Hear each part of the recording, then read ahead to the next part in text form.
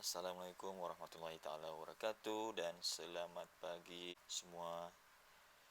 So, hari ini kita akan masuk kepada chapter 2, which is chapter 2 is about kinematics of linear motion.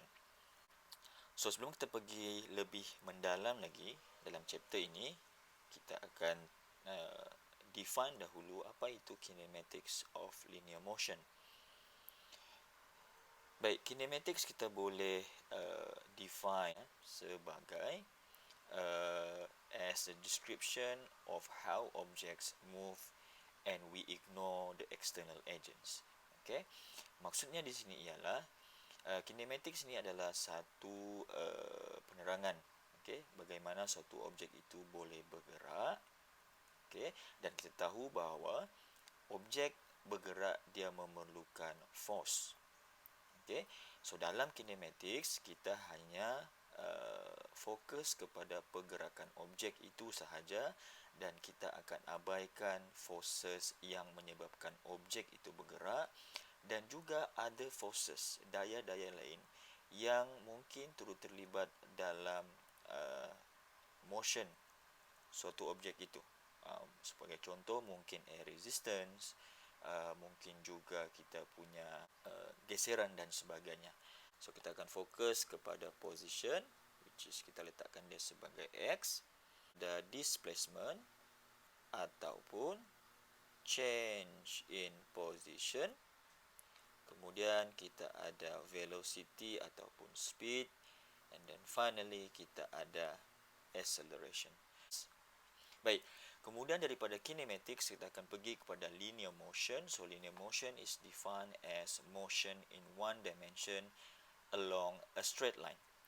So kita punya pergerakan objek tadi yang kita sebut dalam kinematics tadi, dia hanya kita akan consider pada satu garis lurus ataupun linear motion.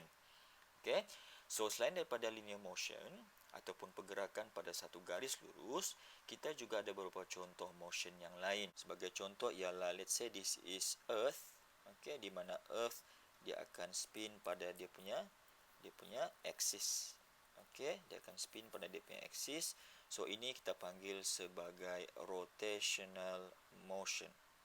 Okay, so objek itu berpusing ataupun bumi tadi berpusing. Selain daripada rotational motion, kita juga ada sebagai contoh kita punya pendulum. So di mana pendulum ini dia akan swing back and forth. Okay, so dalam kes ini kita panggil sebagai vibrational motion ataupun lebih tepat lagi adalah simple harmonic motion. So ini adalah contoh-contoh motion yang lain, tapi untuk kali ini dalam chapter 2 kita hanya fokus kepada linear motion ataupun pergerakan pada satu garis lurus sahaja.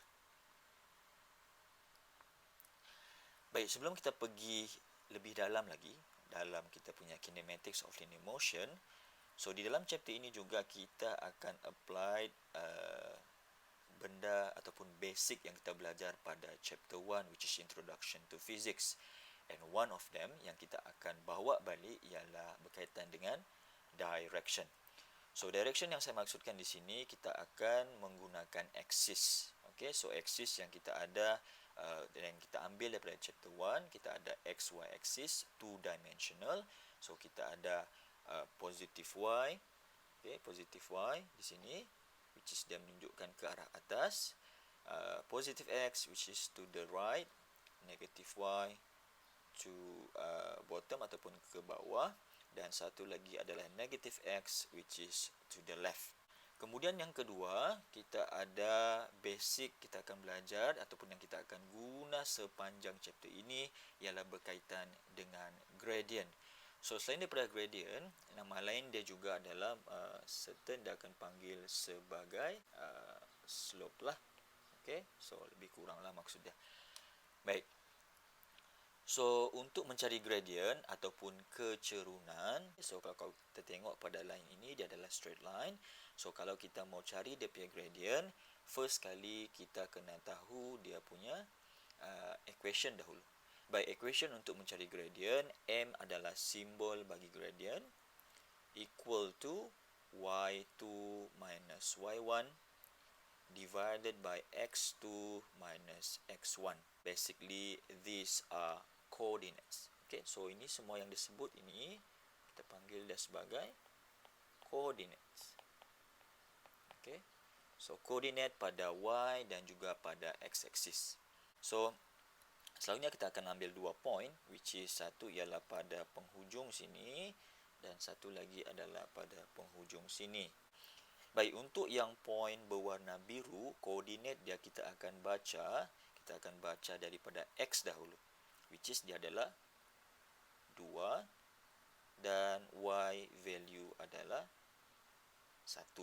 Kemudian dekat point yang di sebelah atas, di hujung line yang satu lagi, koordinat dia kita akan baca daripada x lagi, which is 10 dan juga 6. Kemudian baru kita akan decide which one is number 1 and number 2. So let's say saya ambil yang di sebelah atas ini, saya letakkan dia sebagai point number 2 and this one will be number 1. So ini akan menjadi x2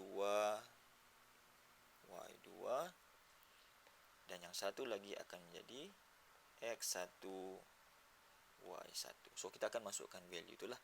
So y2 kita sekarang ialah 6 minus, and then kita punya y1 adalah 1. Kemudian kita punya x2 adalah 10 dan kita punya x1 adalah 2. Okey, dan kita akan kiralah. So jawapan dia adalah 0.63. So I only take 2 decimal point lah. So ini adalah secara general kita punya cara untuk mengira gradient yang kita akan guna pakai sepanjang chapter ini. So displacement ialah sesaran dan distance adalah jarak. Okay. So displacement dan distance ini adalah dua benda yang lebih kurang sama tetapi berbeza. Dari segi displacement ialah kita punya kita belajar sebelum ini, displacement ialah physical quantity which belong to vector quantity. So this one is vector. So apa beza dia? Distance dia scalar, bermaksud dia hanya ada magnitude sahaja.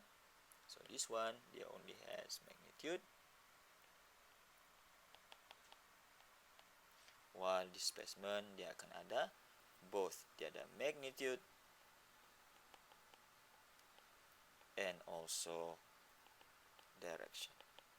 Okay, so dia ada dua-dua lah. Baik, so di sini saya bagi contoh. Secara general, displacement kita boleh define sebagai change in position. So what is position? So dekat sini kita ada 2 point, satu adalah point A dan juga point B.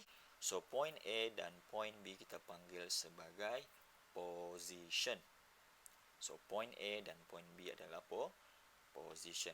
So displacement berlaku kalau kita ada change in position, perubahan pada position. So motion kita ialah, so kita letakkan daripada point A, kita akan bergerak ke point B, kemudian kita akan patah balik kepada point A.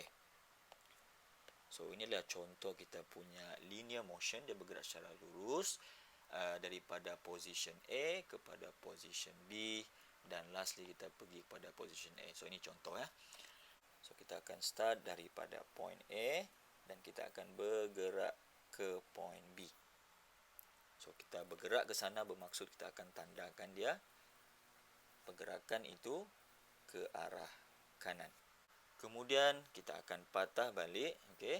Kita akan patah balik daripada point B dan kita akan pergi kepada point A.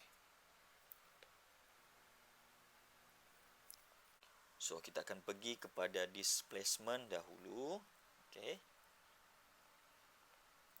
Baik, displacement dia adalah magnitude dan juga direction, which is vector.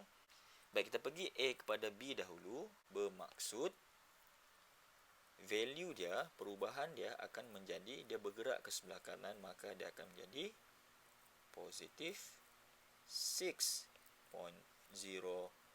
meter.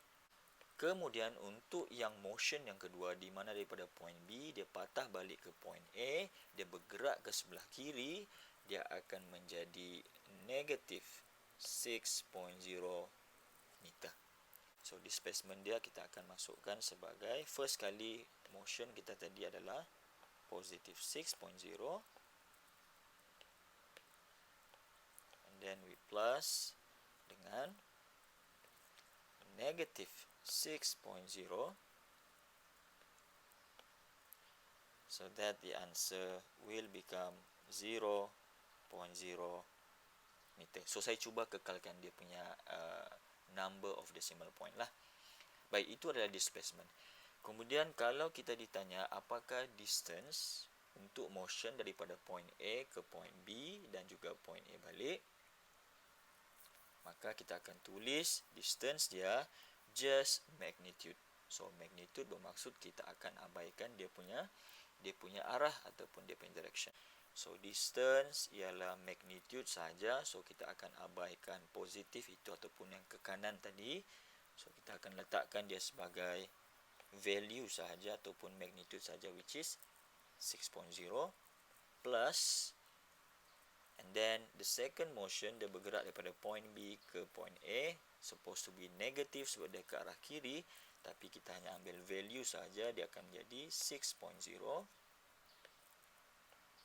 So the distance for the overall motion will be 12.0 meter. Daripada position dan juga displacement serta distance tadi, kita bergerak kepada kuantiti yang seterusnya kita panggil sebagai velocity. Baik, in general kita hanya panggil sebagai velocity, tetapi untuk kita punya chapter kali ini kita akan fokus kepada dua jenis velocity. Satu kita panggil sebagai average velocity dan satu lagi akan menjadi instantaneous velocity. So average velocity kita boleh define sebagai equation ini, di mana dia kita boleh sebut sebagai V average ataupun average velocity. Ini dia punya simbol, is equal to delta x. So x is position, so delta bermaksud change. So change in position divide by change in time. So itu adalah kita punya definition bagi average velocity. So untuk mencari average velocity kita akan menggunakan graph. Okey, selalunya kita akan menggunakan graph, di mana graph yang kita maksudkan ialah graph of x, which is position, against t, time. So dalam soalan kadang-kadang dia tidak mention perkataan average, dia hanya mention velocity. So macam mana kita mau tahu itu adalah velocity yang average ataupun instantaneous? Untuk average, kita boleh sebut soalan akan bagi range untuk kita punya masa. So kalau kita nampak ada range untuk masa dan kita tahu soalan itu bertanyakan berkaitan dengan average velocity. So ini adalah kita punya motion, dan motion ini start daripada 0 second sampai kepada 6 second. So contoh yang pertama dia sebut find the velocity. Di sini dia tak sebutnya average from 2 second to 5 second.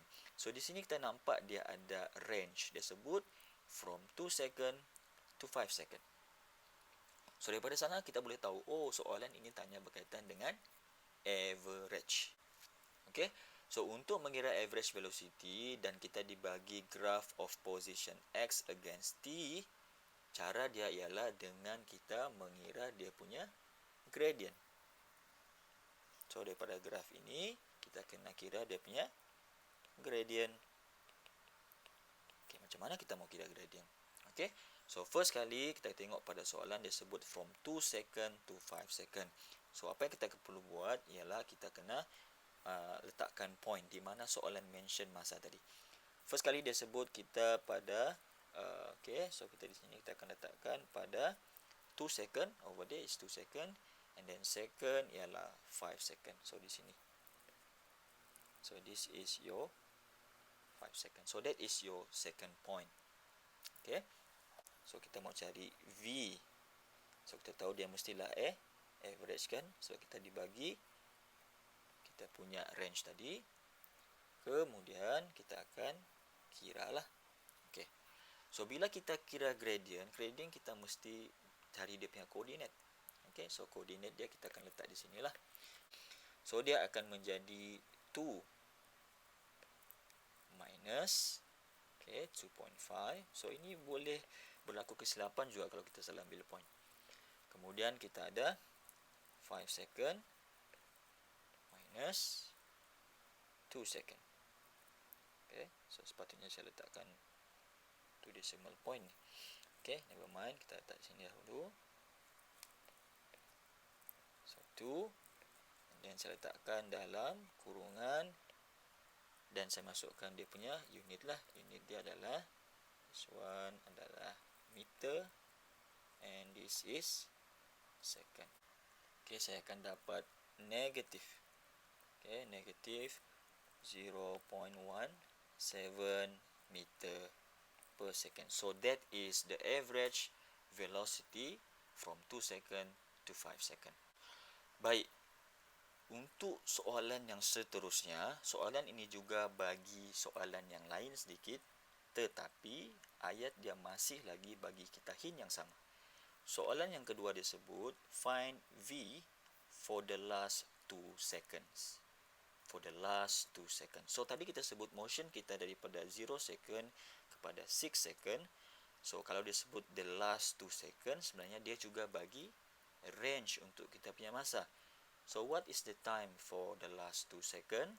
The first one yang dimaksudkan ialah daripada from 6, 5 and 4. The last 2 second. So which mean dia akan letakkan pada satu pada point 6 second dan satu lagi berada pada 4 second.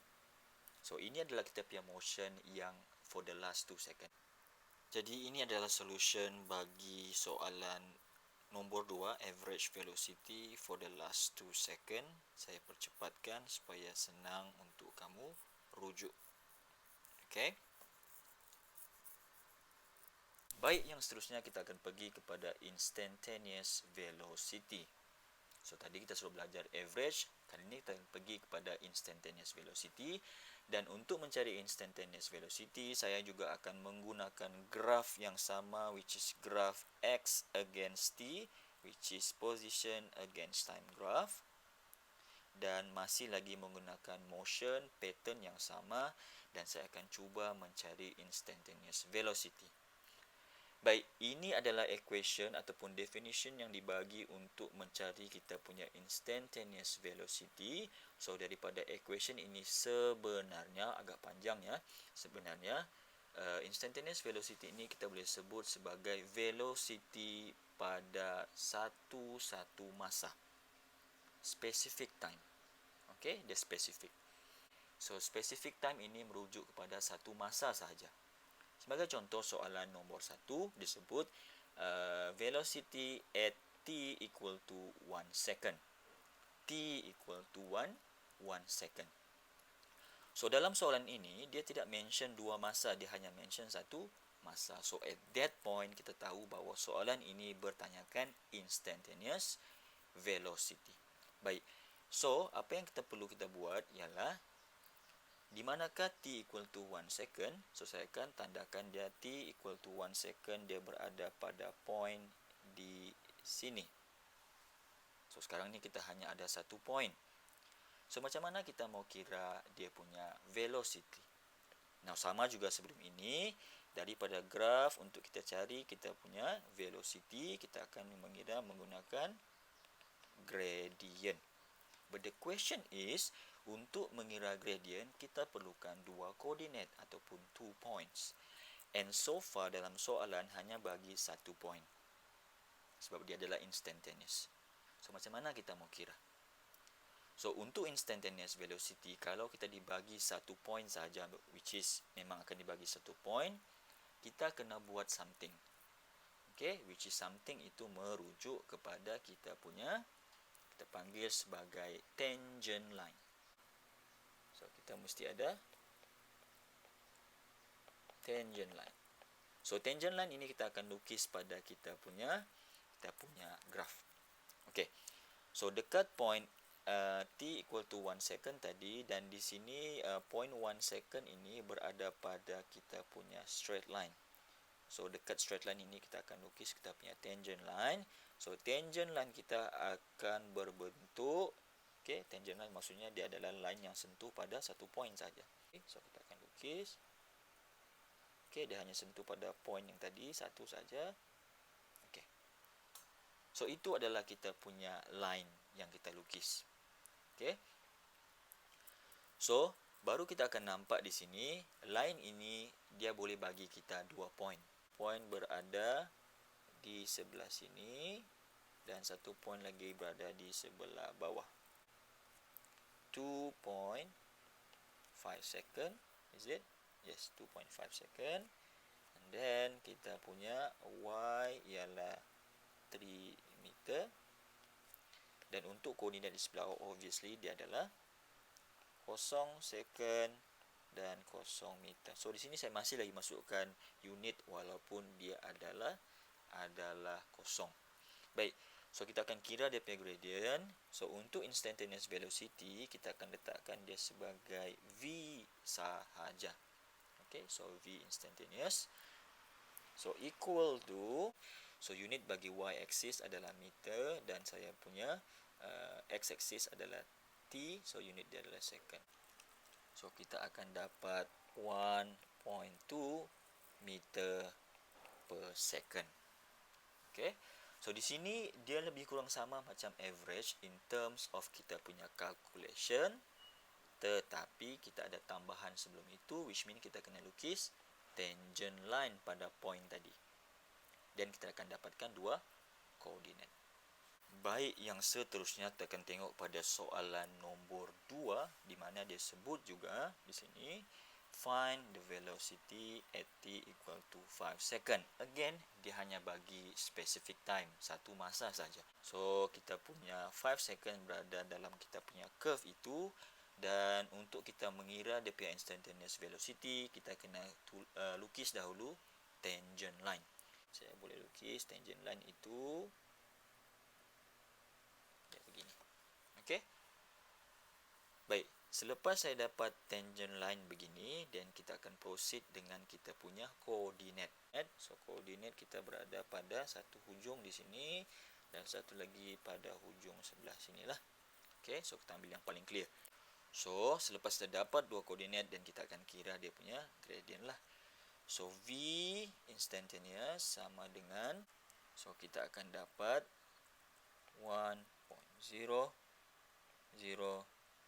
meter per second.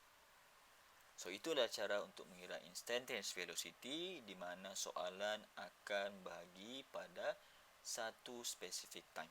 Dan now in general kita akan belajar acceleration, tetapi untuk kali ini kita akan pergi kepada dua juga jenis acceleration, which is average acceleration dan juga instantaneous acceleration. So untuk mengira average acceleration ini, kita memerlukan graph of velocity against time graph. So velocity berada pada y-axis dan kita punya time berada pada x-axis. So here is the definition for average acceleration, di mana dia sebut sebagai delta v.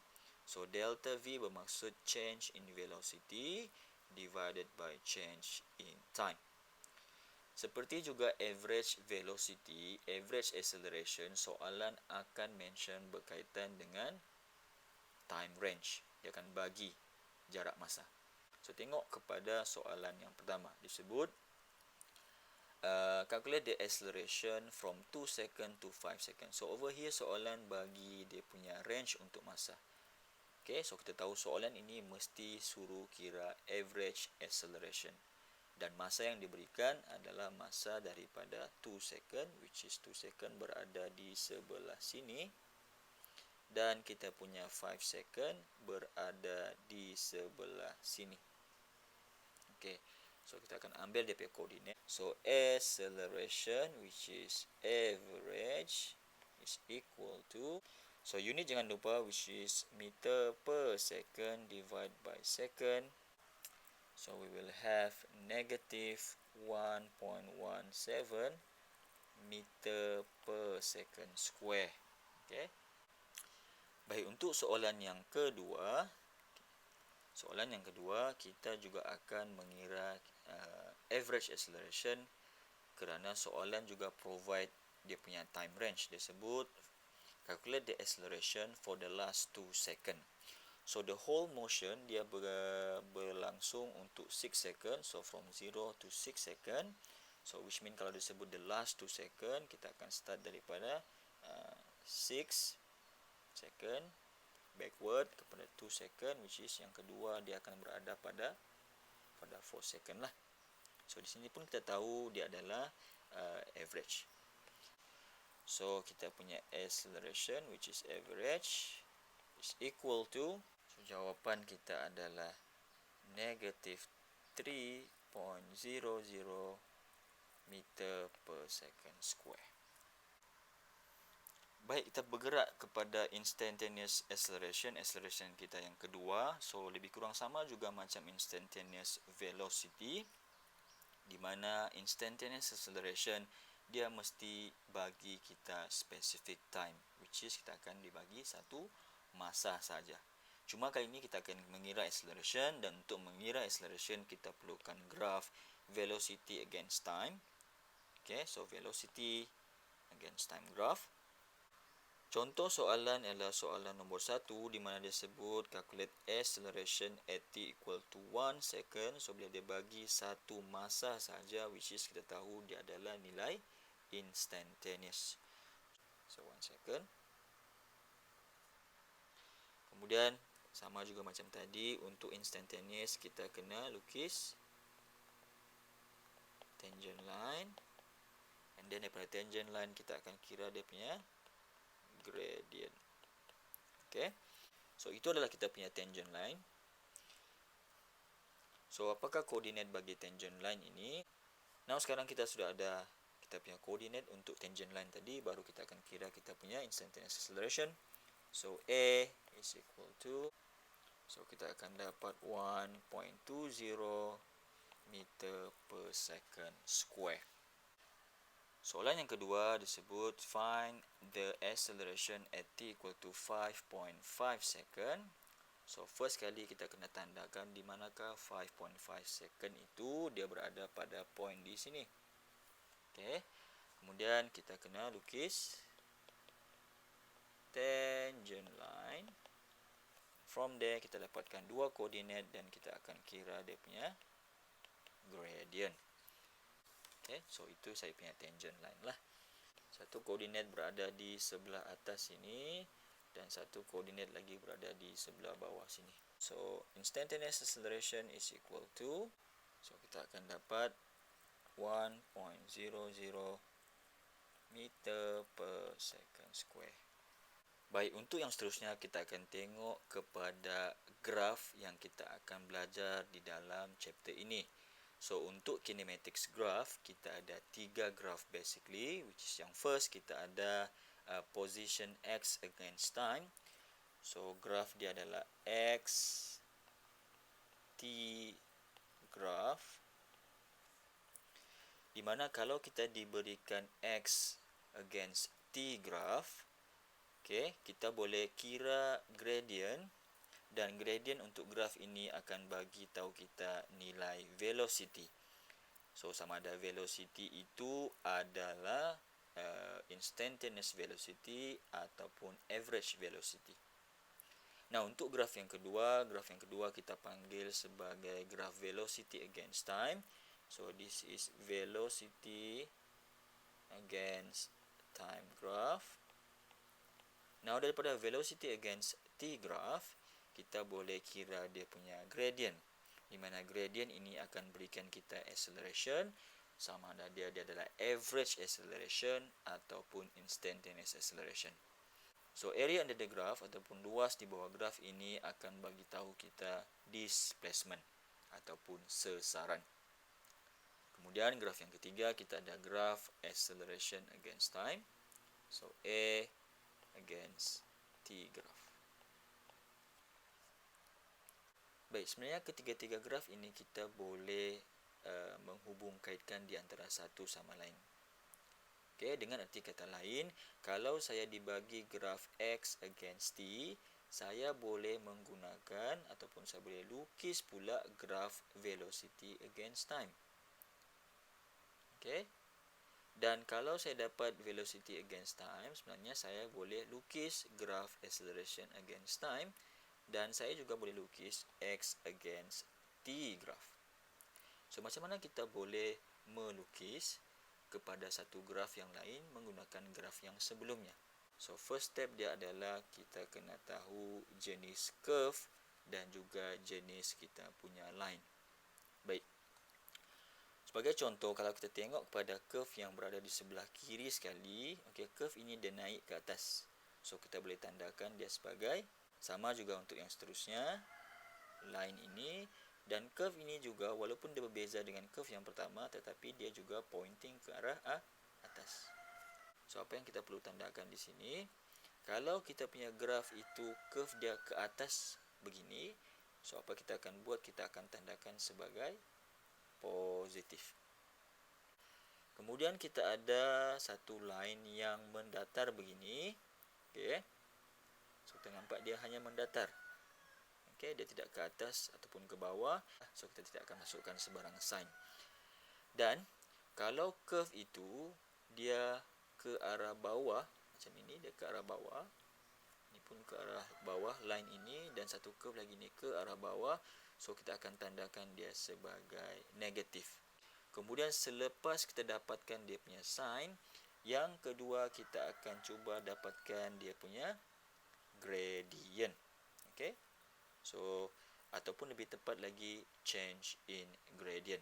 So, dekat mana-mana curve ataupun line yang kita akan jumpa selepas ini, kita akan lukiskan dua tangent line. Macam saya lukis pada contoh di sini. Okey. So, ini adalah tangent line. Okey.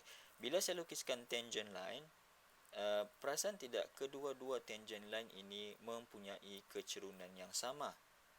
Okey, dia mempunyai kecerunan yang sama. So, bila kecerunan yang sama, kita akan tandakan di sini M ataupun kecerunan is equal to constant. Now, untuk line yang seterusnya, line ini dia mendatar. Okey, dan sama juga kita akan lukiskan dua tangent line. Disebabkan dari segi kecerunan dia sama, tetapi sebenarnya kalau dia mendatar begini, kecerunan kita adalah kosong. So, kita tandakan dia M equal to 0. Yang seterusnya kita ada satu curve. So, sebenarnya ini adalah curve ya. Adalah curve yang dia naik ke atas. So, apa kita buat? Kita akan tandakan dua tangent line. So, kali ini tangent line kita tidak sama dari segi kecerunan. Dan perubahan dia daripada bawah sini, dia pergi sini, kita punya tangent line itu somehow dia punya gradient increase. Okey, dia semakin cerun. So, sini kita sebut dia punya gradient adalah increase. So, saya letakkan sebagai I. Kemudian kita pergi kepada curve yang seterusnya. Ini saya bagi contoh. So, curve kita dia bentuk dia begini. Kita tambahkan dua tangent line. So, kita interpret kita punya tangent line. Tangent line kita, perubahan dia daripada bawah sini ke atas sini. So, dia punya gradient itu berkurang. Kecerunan dia berkurang. So, kita akan tandakan M sama dengan decrease. So, dalam mana-mana curve ataupun line yang kita jumpa selepas ini, kita akan buat dua benda. Satu, kita akan tandakan dia punya sign. Dan yang kedua, kita akan tandakan dia punya gradient.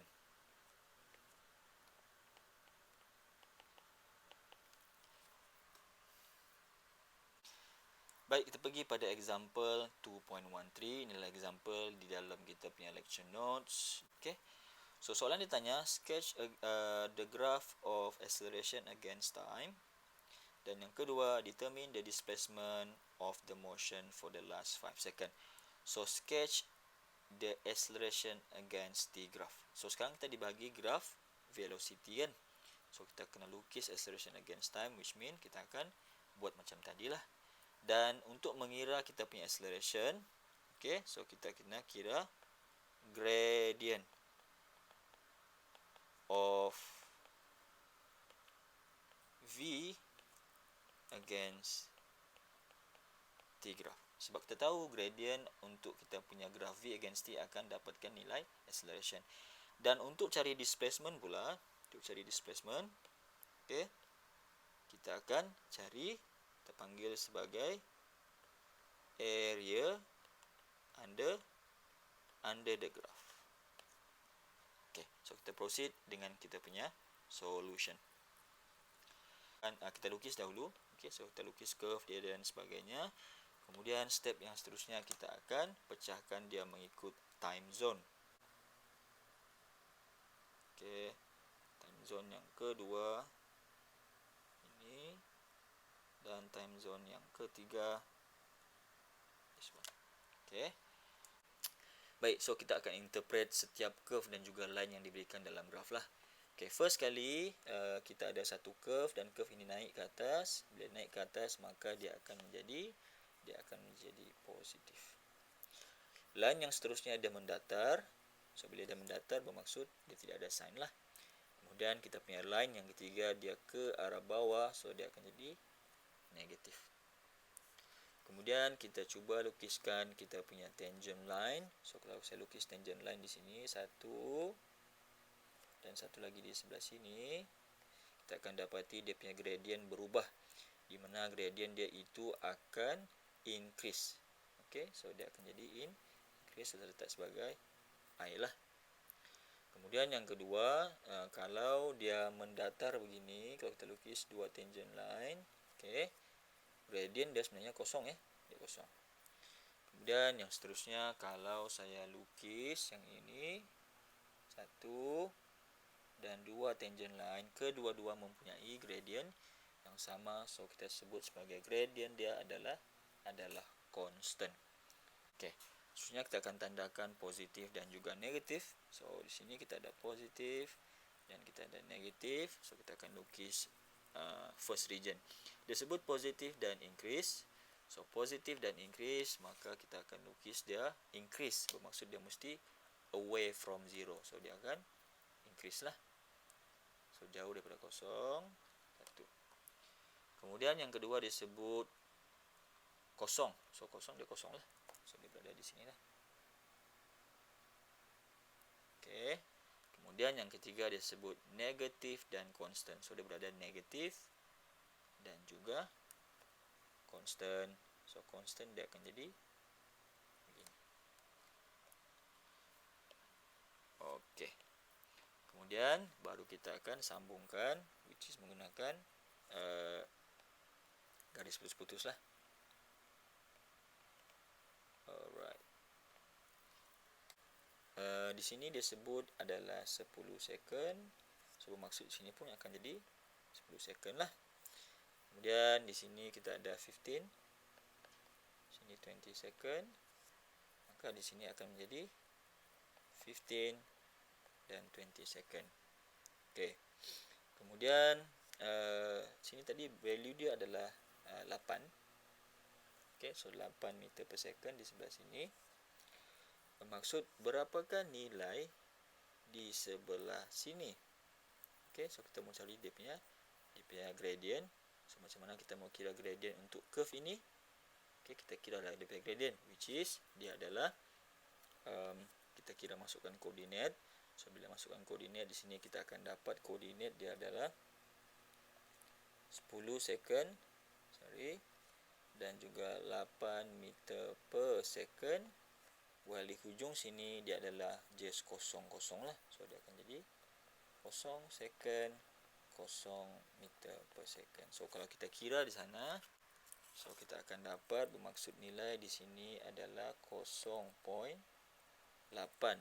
So untuk yang kawasan yang kedua, so dia memang kosong lah, so tidak apa-apa. Okay. Untuk kawasan yang ketiga, kita kira dia punya gradient.